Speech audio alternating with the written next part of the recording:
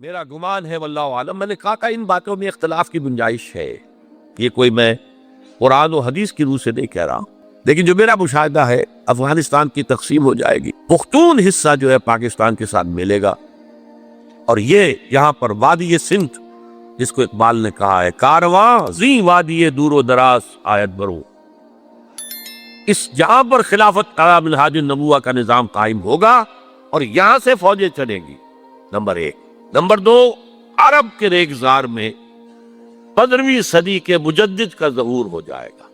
مہدی کو ہم مانتے ہیں مجدد، شیعہ مانتے ہیں 12ویں امام جو چھپے ہوئے، ان کے امام معصوم جو ہے 12، ان میں سے آخری جو ہے وہ چھپے ہوئے ہیں غار ہوئے 1200 برس سے، اور وہ ظاہر ہوں گے، یہ ان کا عقیدہ ہے، ہمارا نہیں ہے۔ ہم سمجھتے ہیں جیسے ہر صدی میں اللہ مجدد بھیجتا رہا، اسی طریقے سے میرے گمان میں 15ویں صدی کے مجدد جو ہے وہ حضرت مہدی ہو، ان کی حکومت جا کر یہ فوج قائم کرے گی، عربوں میں دم نہیں ہوگا، وہ اپنی عیاشیوں کی وجہ سے بالکل کھوکھلے ہو چکے، دولت کی فراوانی اور عیاشی۔ یہ بھی سننے میں آتا ہے دروغ برگردن راوی کہ اگر کوئی فوجی قافلہ ان کا چل رہا ہوتا ہے تو وہ بجائے ٹرکوں میں بیٹھنے کے وہ اپنی کاروں میں بیٹھ کے ساتھ ساتھ چلتے ہیں، وہ ٹرک خالی چل رہے ہوتے ہیں۔ ٹرک کی سختی جو ہے، سخت سیٹ جو ہے برداشت کرنا اس کے بس کا روگ نہیں۔ یوتیون علی المہدی، جانی سلطان ہو، اس کی حکومت کو مستحکم کریں۔ پھر حضرت مہدی کی طرف سے شروع ہوگا معاملہ جہاد، اور یہ سارا جو ملک چھوڑ ہم مسلمانوں کے ہاتھ سے نکل گئے تھے یہ واپس لے گیا۔ اس میں ایک کوسچن ہے جو میرے ذہن میں بہت عرصے سے تھا، جس کا کہ جواب اب مجھے سوچا ہے، واللہ عالم، یہ ساری باتیں میں کہہ رہا ہوں میرے گمان ہے۔ کیسے ہوگا کہ اتنی بڑی طاقت ایٹمک پاورز کے مقابلے میں مسلمان دوبارہ میدان میں آ کر اور جیتتے چلے جائیں؟ میرا گمان یہ ہے واللہ عالم، اس پورے معاملے کا سارا جو ہے ارینا جو ہے وہ ہے مڈل ایسٹ، یورپ، جس میں حدیث میں آیا ہے کہ رومی عیسائی 80 جھنڈوں تلے تم پر حملہ کریں گے اور ہر جھنڈے کے نیچے 12,000 فوج ہوگی، 10 لاکھ۔ اور مجھے حال ہی میں معلوم ہوا ہے کہ آج کل جو ایک ڈویژن ہوتا ہے وہ 12,000 کا ہوتا ہے، تو 80 ڈویژنز آرمی آئے گی۔ لیکن معلوم ایسا ہوتا ہے کہ روس، چائنا، جاپان اور میرے خیال میں انڈیا بھی یہ نیوٹرل رہے گی، نمٹ لو آپس میں۔ تم ابراہیمی قوموں کا جھگڑا ہے نا کہ فلسطین کس کا ہے، مسلمان کہتے ہیں ہمارا ہے، یہودی کہتے ہیں ہمارا، عیسائی کہتے ہیں ہمارا، تو نمٹ لو، سیٹل یور سکورز۔ لیکن کوئی ویپنز آف ماس ڈسٹرکشن استعمال نہ ہو، اگر وہ ہوئے تو پھر ہم میدان میں آ جائیں گے۔ میرا گمان یہ ہے کہ ویپنز آف ماس ڈسٹرکشن استعمال نہیں کر سکیں گی مغربی طاقت، اور پھر جنگ کے اندر مسلمانوں کے ساتھ جیتنا ان کے لیے ممکن نہیں ہے۔ جن کو بہت عزیز ہے، منحصر مرنے پہ ہو جس کی امید، نا امیدی اس کی دیکھا چاہیے، اور وہ مرنے کو تیار نہیں ہے۔ وہ تو 40,000 فٹ کی بلندی سے نیزی کٹر پھینک سکتے ہیں، نیچے نہیں آئیں گے۔ اور جب نیچے کچھ اتنے تھے تو جو حشر کیا تھا، تو جو بات کہی تھی رمزفیلڈ نے، ویری ٹینیشیس فائٹرز، یہ افغان والے جو ہے یہ تو چمٹ جانے والے ہیں، یہ ایسے جنگجو ہیں، ان سے جان چھڑانی مشکل ہے، جن کے لیے موت سب سے بڑی کامیابی ہے۔ شہادت مطلوب و مقصود مومن نہ مال غنیمت میں کشور کشائی، مسلمانوں کا مقابلہ کر سکے، یہ ہے میرا گمان، واللہ عالم۔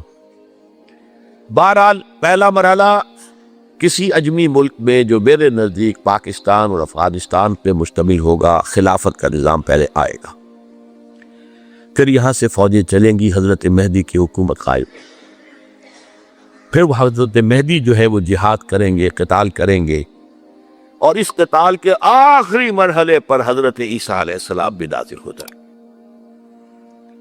اور غالباً ان کے ذریعے سے پھر جتنا الیکٹرانک ان کا حساب کتاب ہے وہ ختم ہو جائے۔ حضور نے فرمایا ان کی آنکھوں میں ایسی تاثیر ہوگی، جہاں تک نگاہ جائے گی یہودی پگھل جائے گی، کوئی بہت بڑا لیزر ہوگا اور ظاہر بات ہے کہ ان کے یہ ہتھیار جو ہیں ان کا مقابلہ تو مسلمان نہیں کر سکتے، اور نہ ابھی آپ کو 100 برس بھی یہ سوچ سکتے ہیں کہ کوئی مسلمان ملک اتنی ترقی کر سکتا ہے کہ ان کے مقابلے میں پہنچ جائے ان ہتھیاروں کے معاملے میں۔ تو یہ اصل میں جو شخص سراپا معجزہ تھا، حضرت عیسیٰ جو ہے سراپا معجزہ، پیدائش معجزہ، آسمان پر اٹھایا جانا معجزہ، خلق حیات، بنایا مٹی کا پرندہ پھونک ماری اڑنے لگا، احیاء موتا، مردہ کو کہا اٹھو قم باذن اللہ، اٹھ گیا چلنے لگا، مادر زاد اندھے کے آنکھ پر ہاتھ پھیری اور اس کو آنکھیں اللہ نے دے دی، کوڑی کے جسم پر ہاتھ پھیرا اور کوڑ صاف۔ اس سے بڑے معجزے تو کسی کو دیے ہی نہیں گئے، سراپا معجزہ۔ وہی آ کر آخری جو بھی ہوگا معاملہ، اس کے اندر حضرت عیسیٰ کی معجزاتی شخصیت جو ہے در حقیقت وہ فیصلہ کن۔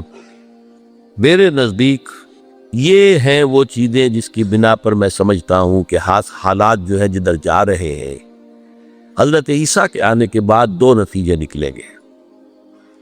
عیسائیوں کا مذہب ختم ہو جائے گا۔ حدیث میں آیا ہے کہ عیسیٰ آئیں گے، یکسر الصلیب و یقتل الخنزیر، صلیب کو توڑ دیں گے۔ کیا مطلب؟ کہاں تو صلیب اٹھائے پھر رہے، میں صلیب دیا ہی نہیں گیا، یہ سب تمہارا ایک من گھڑت قصہ ہے، مجھے تو اللہ نے پہلے اٹھا لیا تھا، وما قتلوہ وما صلبوہ۔ صلیب ہی پر کھڑی ہوئی ہے عیسائیت ساری کی ساری،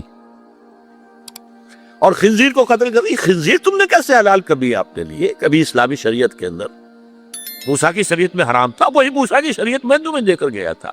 don't think I have come to destroy law, یہ لا تم پر نافذ رہے گا۔ گویا کہ عیسائی مذہب ختم ہو کر اسلام میں مدغم ہو جائے گا، یہودی ایک ایک ختم کر دیا جائے گا۔ یہودی کیوں اس انجام کے مستحق ہیں؟ اللہ کا پرانا قاعدہ چلا آ رہا ہے، جس قوم کی طرف کسی رسول کو بھیجا، اگر قوم نے بحیثیت مجموعی رسول کا انکار کیا وہ ہلاک کر دی گئی۔ قوم نوح ہلاک ہوئی یا نہیں؟ قوم ہود، عاد ہلاک ہوئی یا نہیں؟ قوم سمود جن کی طرف حضرت صالح بھیجے گئے، قوم شعیب،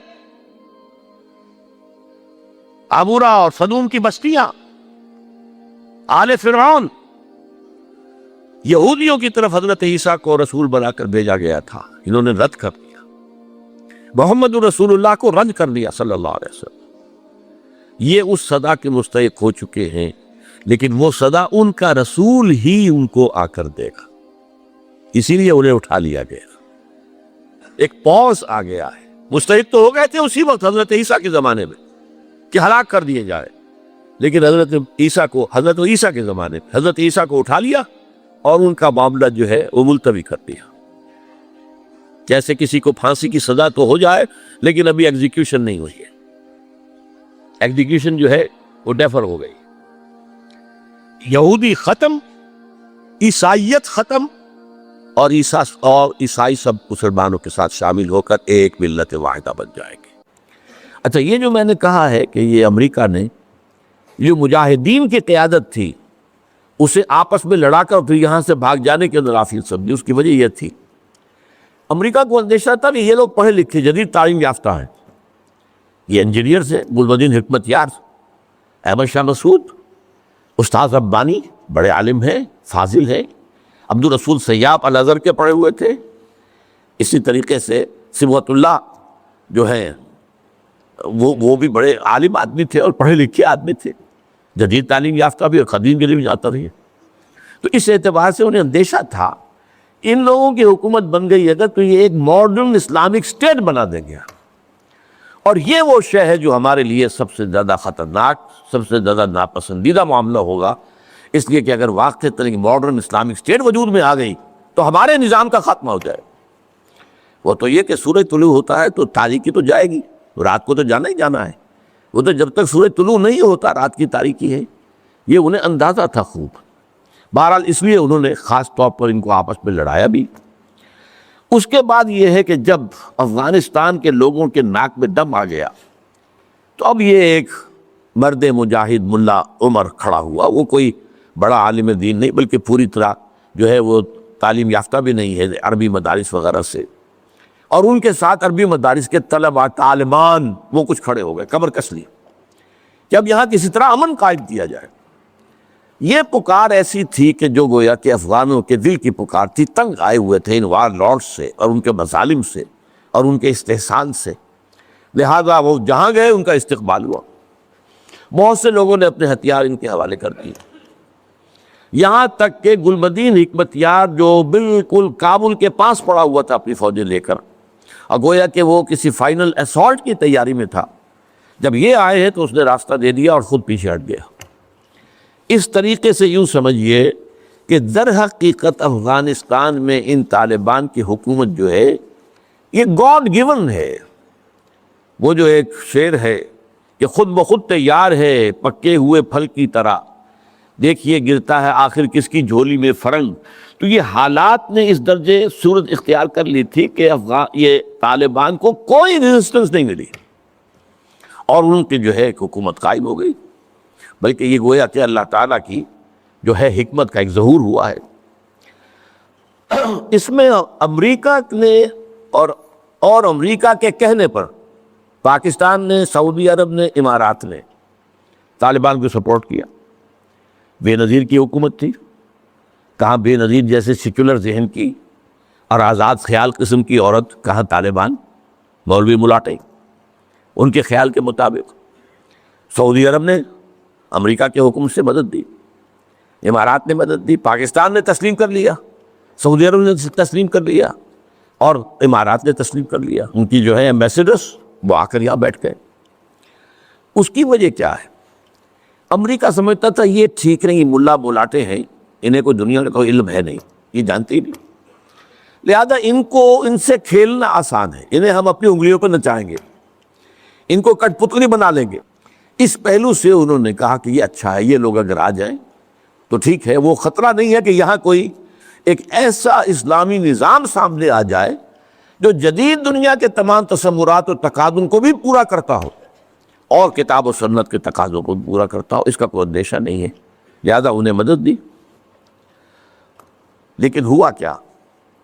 دو کام ایسے ہوئے ہیں کہ ایک تو افغانستان کے 90% علاقے پر قبضہ جو ہوا تو امن، کلی امن،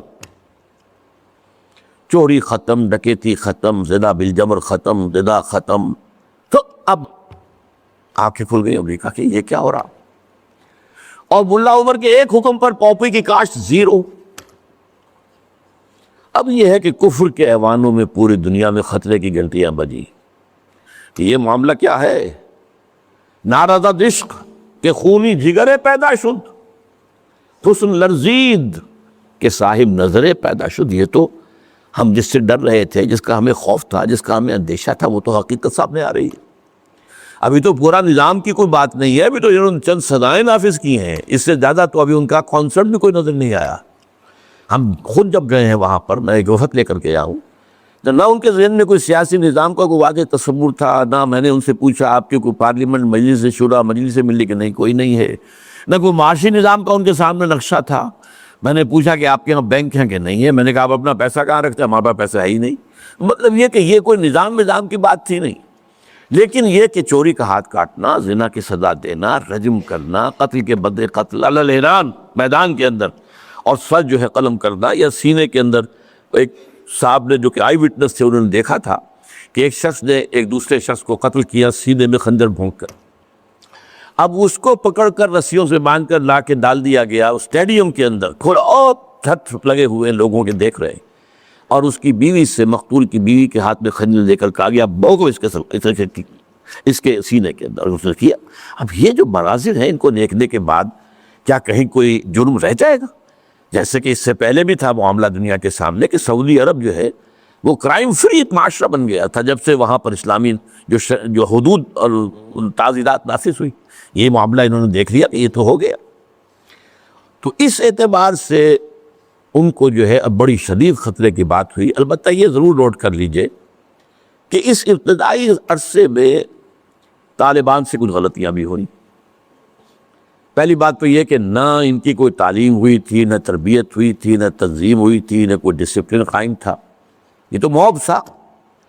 لہٰذا ان سے بڑی بڑی غلطیاں ہوئی. مثلاً مدار شریف میں ایران کے سفارت خانے پر حملہ کیا، سفارتکاروں کو قتل کر دی. پھر یہ کہ ان کے اندر مذہبی شدت پسندی بہت تھی، کٹر حنفیت، اور اس کے اندر کچھ نہ کچھ تشدد کا ایلیمنٹ بھی. ظاہر بات ہے ان عام لوگوں کے ان پڑھ لوگ، اب ان کے ذہن میں جو چیزیں تھیں، داڑھی جو ہے سنت موقدہ ہے، نہیں رکھتا اس کو سزا دو، اور حجام جو ہے اس کا سر قلم کر دو اگر وہ شیونگ کرتا ہے تو. اسی طریقے سے پردے کا شدت کے ساتھ نفاذ کیا گیا. عورتیں باہر کیوں نکلیں؟ اپنے گھروں میں رہو، یا یہ کہ پورا برقع لے کر نکلو. جو بھی آپ کے ہاں دنیا بھر میں شٹل کاک جس کو کہتے ہیں، وہ جو ایک خیمے کی شکل میں ہوتا ہے، تو وہ نہیں رہو. تو اس حوالے سے سخت تشدد پسندی بھی ہوئی ہے، اور کچھ غلطیاں بھی ہوئی ہیں، کچھ زیادتیاں بھی ہوئی ہیں، اور کچھ انتہائی تنگ نظر مذہبیت بھی ہوا. یہ حقائق ہیں جو ہمیں ماننے پڑیں گے. اب جب پوری دنیا کے اندر یہ ایک خطرے کی گھنٹیاں بج گئیں عالم کفر کے اندر کہ نارض عشق کہ خونی جگر پیدا شد، وہ تو آ گیا، خونی جگر رکھنے والا وہ تو سامنے آ گیا. وہ خطرہ جس سے آپ ڈر رہے تھے، کہاں پر رہے تھے؟ اس لیے کہ آپ کو معلوم ہے کہ جب USSR کا خاتمہ ہوا ہے اور اس کے بعد جو ہے نیٹو کو اثر نو آرگنائز کرنے کی باتیں شروع ہوئیں، توسیع کی شروع ہوئی، تو کسی سے نے پوچھا نیٹو چیف سے، گورنر ان چیف سے، کہ اب آپ کس کے لیے، آپ کا جو دشمن تھا جس کے لیے آپ نے سارے دھندے بنائے تھے، سیٹو بھی تھا، سینٹو بھی تھا، اور نیٹو بھی تھا، اور سب سے بڑا معاملہ نیٹو کا تھا، تو اب تو تمہارا وہ دشمن ختم ہو گیا، تمہارے سامنے تمہارے گھٹنوں تمہارے قدموں میں پڑا ہوا ہے، تم سے مدد کی بھیک مانگ رہا ہے، تو تمہیں کیا خوف ہے؟ تو ان کا ہمیں اب اسلامک فنڈامنٹلزم کا خطرہ ہے.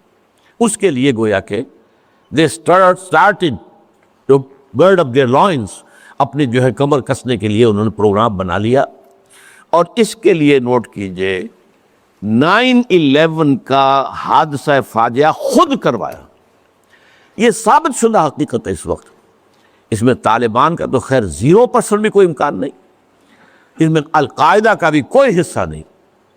یہ ضرور معلوم ہوتا ہے کہ ان میں جن لوگوں کو انہوں نے اپنے آگے رکھ لیا تھا دنیا کو دکھانے کے لیے، کچھ نوجوان قسم کے جو پائلٹس تھے جنہوں نے چھوٹے چھوٹے جہازوں پر، چڑیوں جیسے جہازوں پر تربیت حاصل کی تھی، دکھانے کے لیے انہوں نے کیا ہے. ان میں سے کسی کا تعلق غالباً کوئی تعلق تھا جو کہ اسامہ ابن لادن کے ساتھ، جس پر کہ ان کو اس نے یہ کہہ دیا تھا کہ عنقریب ایک بہت بڑا واقعہ ہوگا. بس اس حد تک بات صحیح ہے. باقی قطعاً کوئی نہ اسامہ ابن لادن کا حصہ. یہ کروایا موساد نے، نیو کونز نے، CIA نے. کیوں کروایا؟ اس لیے کہ ان کے سامنے اب افغانستان کے اندر ایک بہت بڑی فوج کشی کرنے کے لیے ایک بہت بڑی طاقت کی ضرورت ہے، اور یہ بہت بڑی طاقت جو ہے اس کے لیے امریکہ کا جو پبلک اوپینین ہے تیار نہیں ہوگا جب تک کہ اتنا بڑا کوئی حادثہ نہ ہو جائے، اور دنیا کی بھی بڑی کولیشن نہیں بنے گی جب تک کہ اتنا بڑا کوئی حادثہ نہ ہو جائے. یہ انہوں نے خود کرایا. اس لیے کہ اس سے پہلے یہ ایک اور بات جو ہے وہ بیچ میں آ گئی ہے، لیکن میں بیان کر دوں کہ یہ تو 90s کے اندر، لیٹ 90s میں بات ہو گئی تھی کہ امریکہ میں جو ٹاپ کے تھنک ٹینکس تھے وہ سوچ رہے تھے کہ 21ویں صدی میں امریکہ اس گلوب کی سپریم سپر پاور کیسے رہے.